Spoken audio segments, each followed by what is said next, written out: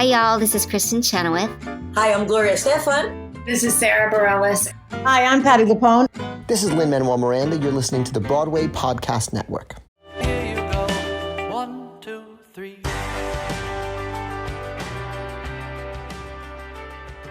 Welcome to the Theater Podcast, intimate, personal conversations with theater's biggest talents. I'm your host, Alan Seals. Today we have a star of stage and screen. You may know him as Bobby from Smash, and even originating Franz and Rock of Ages, Lucas in the Addams Family, and most recently, the incredible Sheldon Plankton in Spongebob Squarepants, the musical. I have with me today actor, writer, and director, Wesley Taylor. Hello. Thanks for having me. Thanks for being here. So let's dive right in here. You look very cozy today. Thank by you. the way. This is a new sweater. Born in New Jersey, but grew up in Orlando. What's that story? Well, my parents met in Nyack, New York, and they sort of moved to Jersey when they had my sister and I, and that lasted no time at all. I was in Elizabeth, New Jersey for a month of my life before they moved us down to Orlando, Florida, which I spent 18 years living in Orlando, Florida. A very strange place to grow up, but I did. I've got Book of Mormon running through my head now. Yep, Orlando. Orlando. Yep. And did your parents live in China? Is that? I've got that here too? They sure did, yeah. I moved to New York when I graduated drama school, and that's exactly the same time they moved to Xinjiang, China, small town in the middle of nowhere. Drama school being North Carolina School of the Arts, Correct. which I'm very familiar with. That's my home. Really? My old stop. Yeah, I grew up in Wilkesboro, North Wilkesboro. Wow. Yeah. Cool. Yeah. So I know that area. Where did you go? I went to NC State. Oh, wow. Yeah. Yeah, so that's Small my world. past, yes.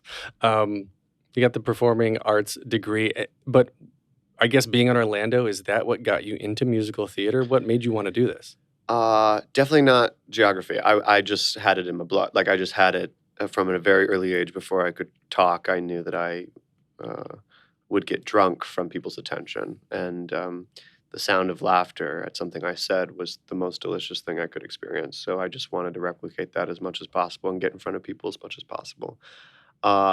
And my mom was a music teacher, so she put my sister and I in church, singing for the congregation, singing everywhere. And so my sister was a little shy, and I was desperate for more. And so I was singing all the time, and I was in front of people all the time. And then at 9 years old, I begged my mom to get me an agent.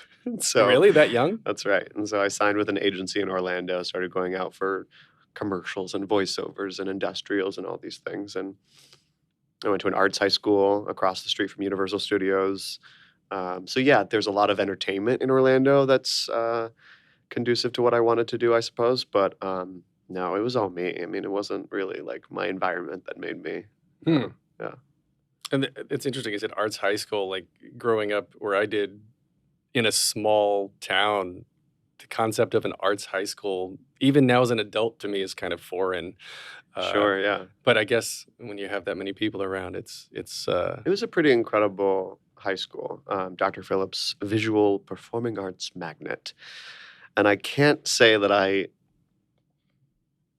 at that age, I feel like you're not really learning like a whole lot of extensive, detailed, specific craft. But you are, when you go to an arts school like that, you are exposed to the greats at an early age, which, a lot of people are like, why are you doing Shakespeare? You're 15 years old. How could you ever know what you're saying? And maybe there's some validity to that. But if you don't start introducing the language at an early age, then it doesn't like by the time I got to college and we were doing Shakespeare all the time, I was like a step ahead of everyone else. Mm-hmm. So we were doing Chekhov and Moliere and Shakespeare and Ibsen all in high school. And also a rigorous program like that is going to instill a professional work ethic and discipline that is unrivaled at other high schools.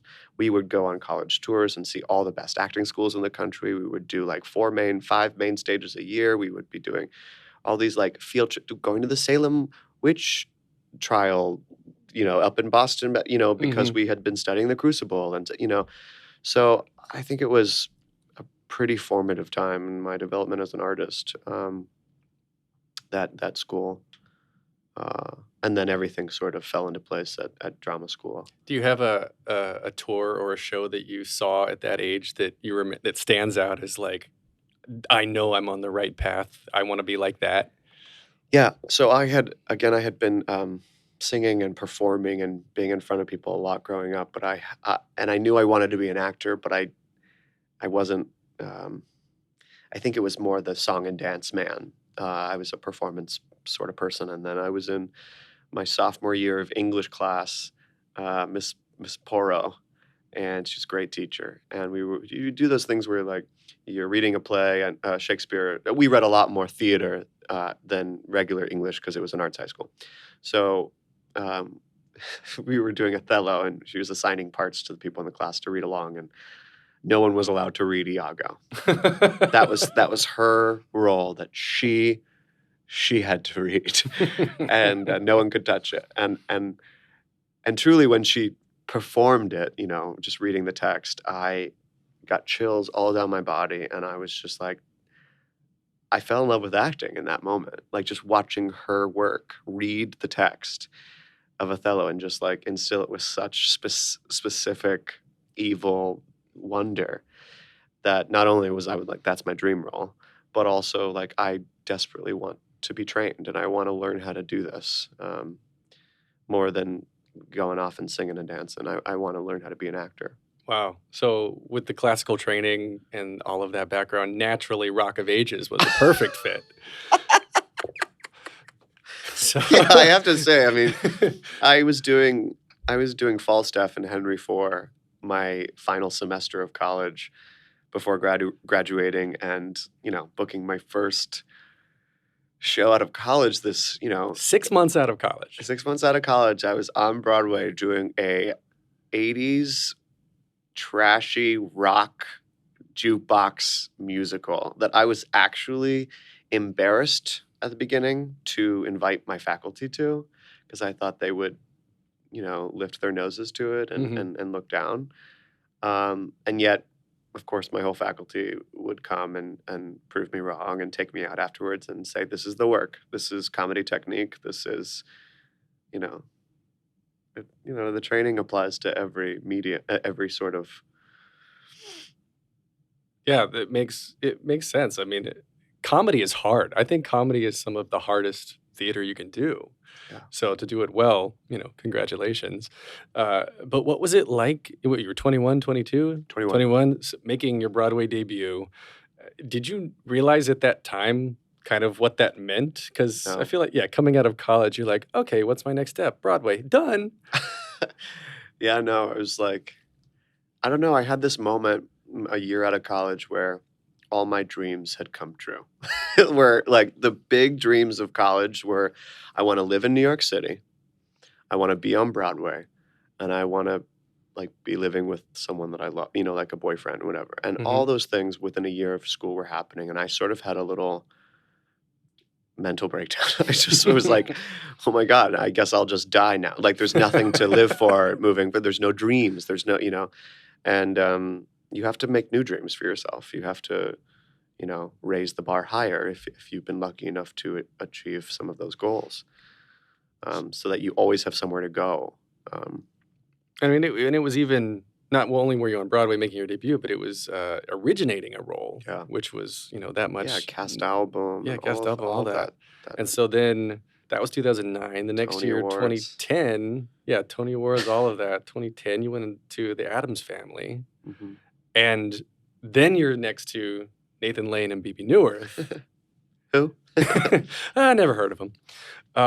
Like, what was that like for you? Obviously, you thought you were at the pinnacle in 09. You hit 010, and you Yeah, I would like to step go. up. I would love to go back and sort of recreate some of those, some of that experience. Just I was so terrified. I was such a scared kid with Nathan and BB. I just I grew up watching Nathan and idolizing him, and so it was scary. it was a cast full of titans. It wasn't just Nathan and Bibi. The supporting cast was Terrence Mann, Carolee Carmello, Kevin Chamberlain, Jackie Hoffman. I mean, it was insane. It was, but that show was a big lesson in expectation because, Rock of Ages was the show that exceeded everyone's expectation and just kept on being the gift that kept giving. We got amazing reviews, unlike what we all thought. We were transferring to Broadway. We were getting nominated for awards. It lasted for 6 years. No one expected that. This show about white snake songs and poop jokes, no one expected. Everyone loves poop jokes. Well, I mean, it's a very smart show. It really is. It's like the template for jukebox, and Jersey Boys, Rock of Ages. Like these are the success stories of jukebox, and that original cast was so incredible. And anyway, the experience of Rock of Ages was so surprising. Whereas Addams Family, I think a lot of expectation went into that project, just with all the names attached, and then the creative team was very fancy. The money that was being poured into the production. And so that expectation can also hurt too, and not live up. How did that feel? It was hard. I felt like I was getting my PhD in show business. There was a lot of drama. There was a lot of, we did an out-of-town tryout after all these workshops, and the coldest city, Chicago in the winter. Like my parents were getting divorced. I was going through a breakup. Addams Family, it was tricky. It was trying because I think everyone expected it to be the next great American musical. And it was really struggling to find its voice and its direction and its focus. It's, all of the stuff, all the material that I auditioned with as Lucas, none of those scenes or songs ended up in the show. Really? So imagine auditioning for a character and then he's unrecognizable when you're doing it. It was a lot for me to digest. There were some, I'm just like trying not to say the wrong thing. I was challenged and tested by people, creatively, cast, myself. The whole experience was difficult, but I am a better artist because of it, I think. And what's amazing is the legacy of the Addams Family. I mean, the legacy is it's the most produced high school musical like 3 or 4 years in a row. I'm like flown all over the country to coach productions of the Addams Family at high schools. No kidding. It's amazing. Well, that's impressive. Yeah. And that ended, it closed in 2010, the same I year, ran for right? a couple years, yeah. Oh, a couple years? Okay. Yeah. I did it for the first year on Broadway. Right. And then in 2012, 2013, of course, went to Smash. Sure, yeah. So, I guess during the break, what made you decide to leave Addams Family in the first place, but then how did you get into Smash? Okay, Addams Family was the longest thing I'd ever done in my life. I mean, Rock of Ages all in all was a year, because off Broadway and on. But Addams Family with the workshops and the out of town and that was a couple years of my life. A year on Broadway. And like I said, I was going through a lot personally, and the show was creatively challenging, and I just felt like I needed to leave, actually. And since I'm an advocate for mental health and talking about mental health, I will just openly admit right here that I experienced anxiety and depression for the first time during that job in a major way. And I had to get on medication, and I had to take therapy, and I had to start meditating, and I had to start really being proactive about my mental health because it was really in jeopardy. And that was during the Addams Family. So I think I needed a break. It also helped that I booked Tales of the City in San Francisco the month before the year contract was over. That was very convenient because I had a job lined up that I was going to go do. No, it's not Broadway. It's not that fancy paycheck, but it was a city I'd never been to with a property I really enjoyed. I loved the books by Armistead Maupin, and this was a beloved character, a gay, iconic character that I was very excited to play. Mouse. Michael Tolliver in Right. Tales of the City. So yeah. But then you went to Smash, audition for Smash after that? Well, was it after? Yes, that was after Tales of the City. Yes. So I guess as an industry insider question, do you have separate agents to send you for TV versus theater?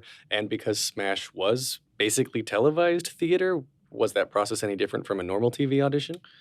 No, so you typically, as an actor, you have a legit or theatrical agency, Mhm. and then a commercial agency. So like commercials, voiceovers, print, whatever, all that is an agency. A lot of people don't have those, but I have that, which is like where Abrams artists send me out on commercials and voiceovers, and then right now I'm with Innovative Artists as my theatrical representation, and they're the legit. They send you in for TV, film, and theater. Mhm. So no, not a different agent for Smash and Broadway.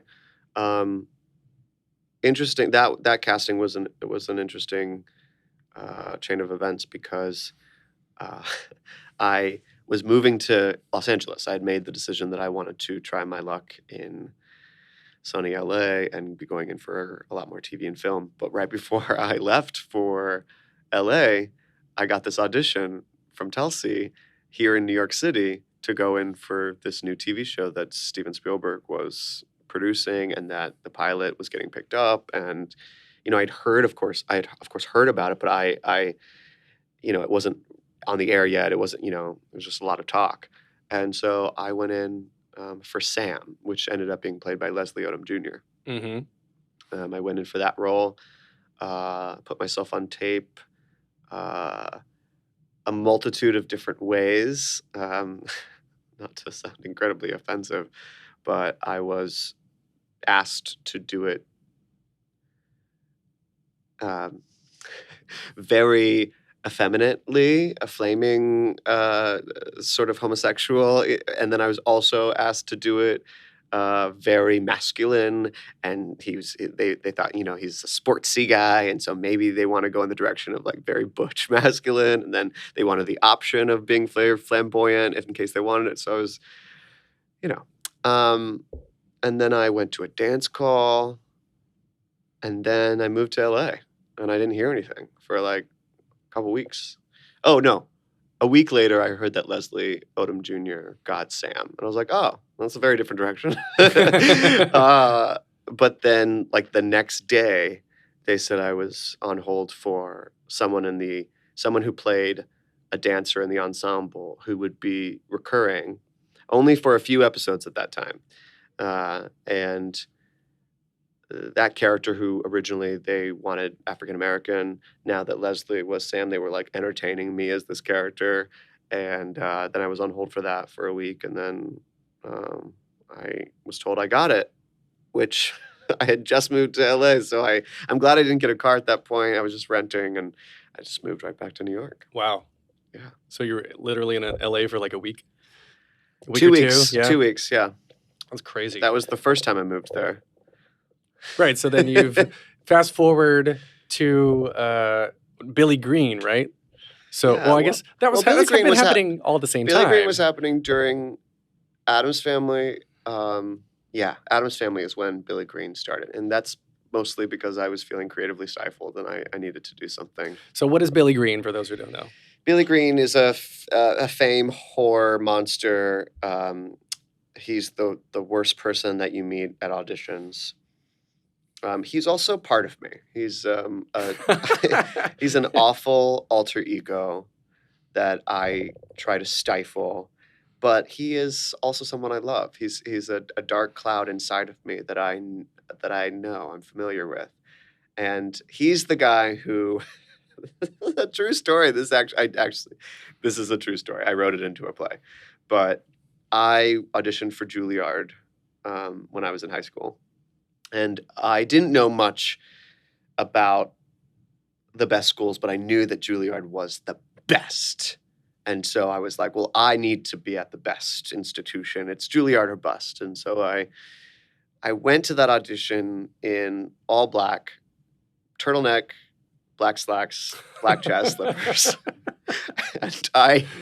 and I did my 2 monologues, my contrasting classical and contemporary, and they said, "Do you have anything else for us?" And I said, "Classical or contemporary?" And they said, "Classical, I guess." And I said, "Shakespeare, Ibsen, or Moliere?"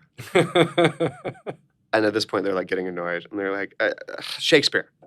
And I'm like, "Comedy, tragedy, or history?" They picked history. I think they were trying to, see the cracks. But I sure did Henry IV. I did Prince Hal on the battle lines. It was just quantity over quality, and I wanted to prove my theatrical prowess, my knowledge of the theater, and I did not get in. Thank God. Thank God, because I needed to learn that lesson, and ended up where I was supposed to be, North Carolina School of the Arts, which I love, and I wouldn't change a thing. But that person, that part of me who auditioned for Juilliard and prepared 15 monologues is Billy Green. And so I just tried to exploit that ugly part of me, and it made for some pretty good comedy. And I made sure to include everyone in the Broadway community, all the greats like Audra and Nathan and Kristen Chenoweth and Patrick Wilson, and I just got them all in there. And I don't know how I did that, but I did. So it's a web series. It's a web series. You never actually Oh, said I'm sorry. that. I'm so sorry. Billy Green is on YouTube. It's a pretty bare bones, like $1.50 operation. We shot it on a point and shoot camera. There's no budget, but it's got heart, and you should check it out. Do you? I guess. Real quick, we'll back up. Where can they find it on YouTube? Just search Billy Green. Yeah, I think you just type in Billy Green into the YouTube search. That was before I took it seriously in terms of like video production. We'll find it. Put it in the show notes for this Yeah. one. Yeah. Cool. Do you enjoy writing as much or more, or I guess in a different way? How do you enjoy writing versus, taking already written material and turning it into a character? Sure. I love writing, and also I never took myself seriously until about 5 or 6 years ago when I started making money doing it. I always have been a writer. I've always written things down, like sketches or journaling or scripts all the time. And we did these things in college called intensive arts, which was like the students' opportunity to create their own stuff. And my showcase scene, which you usually for your senior showcase, your senior presentation for the industry, casting directors and agents and managers, I wrote my scene, which you're not supposed to do. So I lied and said it was from a book of short plays by Daniel Parker. You've never heard of Daniel Parker? What's wrong with you? But it was a scene that I wrote. And that scene actually was called The Audition. And it was 2 characters, Carson and Billy. And that ended up being the pilot of Billy Green. But again, I was always doodling, writing sketches, things like that for years, and then starting to make web series, and then starting to develop a little bit of a fan base from my web content, and thinking like, oh, I might be good at this. I took playwriting in college as my academic, but I never took it seriously. And it wasn't until It Could Be Worse, which was the web series after Billy Green, where It Could Be Worse was my first venture at a narrative storyline. Because Billy Green, yeah, I guess that was connected in a sort of narrative, but loosely. It Could Be Worse was the first time I was like, okay, I'm going to streamline this cohesive narrative with the central protagonist, and I'm going to tell a story. And It Could Be Worse was still very autobiographical, stuff about my life and what makes me anxious and keeps me up at night, and putting that into content. And when we sold It Could Be Worse to Hulu, I said, okay, now I need to take this seriously, I think, because I'm starting to get paychecks for it. So maybe I should study this and practice it daily and keep generating. And you still do. Yeah. Yeah. So we'll get to that. I want to go back to the theater side, and we're fast forwarding now, I guess, to 2016, and we're talking about Sheldon. Yeah. Sheldon Plankton, Yeah. that little guy. Is that your favorite role that you've done? Is that safe to say? It's definitely up there. It's definitely like in the top 3 or 4, I'd say, because he was just so deliciously fun, so outrageous. That's like It's like My- you couldn't go too big with That's him. my boyfriend's favorite word for me is outrage. I prefer outrageous to extra. But, but yeah, no. Sheldon felt like me because he's like this little feisty, very active, energized creature who is suffering from a Napoleon complex, and likes being teased and humiliated, but also hates it. And there's just a lot of eccentricities about this character that I identify with. Which is SpongeBob- funny because it's a little green cartoon character. Yeah. but- Oh, it's amazing. SpongeBob, I was going to say, is still, I mean, R.I.P. SpongeBob. Such a good show. It was still is one of my favorite all-time musicals. I think out of the 3 Broadway shows I've been in, it was the best show I was in, and it's the least successful, which is interesting. And there's so many reasons why, which is Yeah. another episode for another time. But the character itself, I guess he's a caricature, and it's not your traditional sort of, similar character like Lucas from Addams Family, right? Like there's not a real Sheldon Plankton in real life. Like that could not happen. How do you approach that? You get the script, and how do you start forming this person in your head? Well, I try to find my way in. I try to find Wesley in it, which I think goes against a lot of my early preconceived notions of acting, which is that I have to always be a chameleon and transform into, I have to be Daniel Day-Lewis. I have to go to Russia for 2 years and learn how to be a shoe cobbler to play it, which is, I find a little silly now. I try to find my way in. I try to find where I can connect. And so with Plankton, he was ambitious and he was, there's just a lot of things that I was like, oh, I see that and I see that and I see that. And that is what I relate to. And then I would just, try to devour the cartoon because I wasn't really very familiar with SpongeBob. Actually, I sort of missed that boat. I was Doug and Rugrats and Hey Arnold, and Yeah. I was a little older than the SpongeBob generation, I think. But so I just started, watching it on YouTube all day long and studying the voice. And it's also like they sort of tailor-made it to me as well. I mean, like someone else played Plankton in the out-of-town tryout. And when it got to Broadway, they added things to the character that would highlight my strengths. And just from a technical standpoint, they added in a dance break in the hip hop. They added a speed rap. They added, this and that. Really fun things that I got to add to the performance. Well, speed rap is great. I didn't realize that wasn't in the preview Oh, no. or Yeah. the out-of-town tryout. Yeah. Well, if you listen to the cast album, which was recorded with the cast from the out-of-town tryout, it's not in there. Yeah, that's a miss. I love that. That was one of my favorite numbers Yeah, as it is well. a miss, isn't it? Yeah. Then I guess the question here, there were 6 years between Addams Family and SpongeBob. And we sort of talked about this, but did you go through any sort of reality check after doing the back-to-back roles and then going and finding yourself without a Broadway show for so long? You Oh, said, absolutely. Yeah. Yeah, that was really hard. Yeah. I mean, I was so stinking lucky to have a consistent paycheck every week for 5 years. Like, that doesn't happen for actors right out of college. Like, I was so lucky, and I did it, and I definitely took it for granted. I definitely, I didn't save like I should have. I went from rock to Addams to Smash, and I was like, "Oh, I'm invincible. I'm gonna be on Broadway forever. I'm gonna be employed forever." And so I never saved like I should have. I was living by myself on Central Park West and taking cabs everywhere. I mean, it was just irresponsible. So my hard knocks in the second half of my 20s were important to have. In terms of just financial management. I mean, for the actor, for the artist, financial management is so much of it.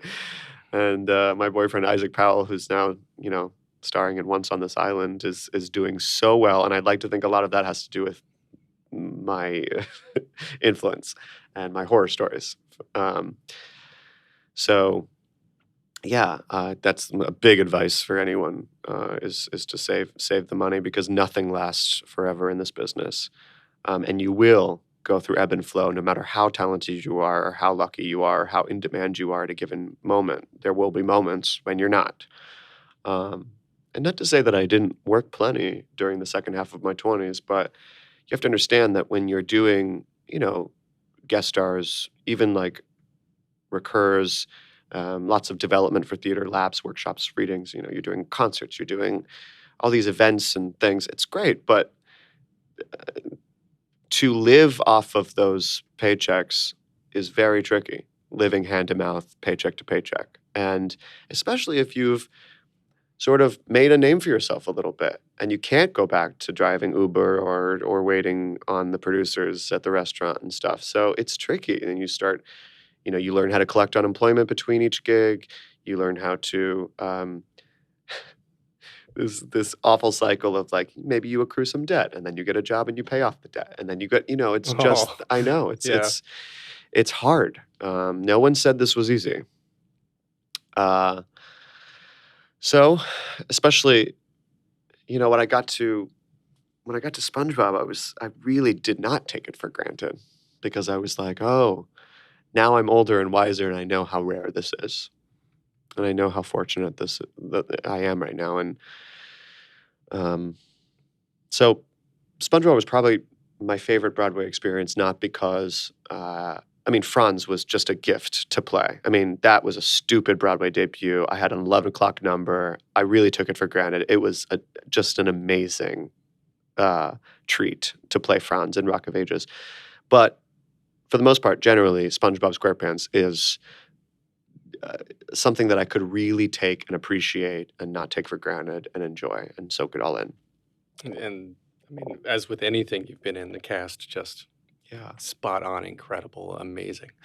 And you've even continued to work, I think, with your friends. You seem to be actually genuine friends with a lot of the people. Yeah, it was such a great from group. The cast. Yeah, it's like the most pure cast I've ever worked with. Yeah, we loved each other a lot. And now it's safe to say, correct me if I'm wrong, that you are not currently employed on Broadway. How dare you? Do you hate the question, what are you doing now? What's going on? Hey, Wesley, how you been? What are you doing? Let me tell you something. When an actor is unemployed, nothing gives more anxiety than asking what they're working on, what they got coming up. And yet, everyone does it. Even I'm guilty of doing it to my friends, because, and you don't mean it to be a negative thing. Like you mean it to be like you're just excited about that person's career and you know that they're so talented that they must be working on something else. They must be employed at all times and they must have a million projects lined up. But it's just, it's such a hard thing in between gigs. And I've definitely been in between gigs many times before.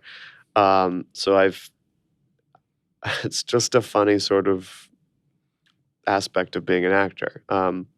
And then it's also this tricky thing of like, if I am employed, but I haven't signed the contract yet, or it hasn't been announced yet, or we're negotiating the points of the contract, or I think I'm going to do this project, but I have this audition next week for something that will jeopardize it, and I want that more, that kind of stuff. I can't talk about any of that, or I'll lose it, potentially. So that's another thing is you don't want to talk about these things, but you obviously want to provide people with some good news. I don't want people to think I'm sitting on the couch as watching the time go by. I'm a proactive person. I'm productive. I'm proud of my productivity, and I want people to know that. But at the same time, it's hard because I definitely don't want to be one of those douchebags who are just like, oh, I can't talk about it right now. Like, something's very exciting's in the works, but I can't, I don't want to be that person. And yet I don't want to not give an answer. And I also don't want to deprecate myself to death and like say nothing's going on. So you know what I'm about to ask, right? Oh, Jesus. Well, didn't I just give you my answer? The answer is I may or may not have several things going on. a couple things I can't discuss because they're not like totally 100% confirmed yet. Fair. Yeah. Fair. But Yeah. but I'm enjoying my freedom in going to theater almost every night. I'm going to cabarets, I'm going to my friends' concerts and shows, and I'm getting dinner at reasonable hours, and I'm seeing people that I haven't seen in a long time, and life is fulfilling without a job.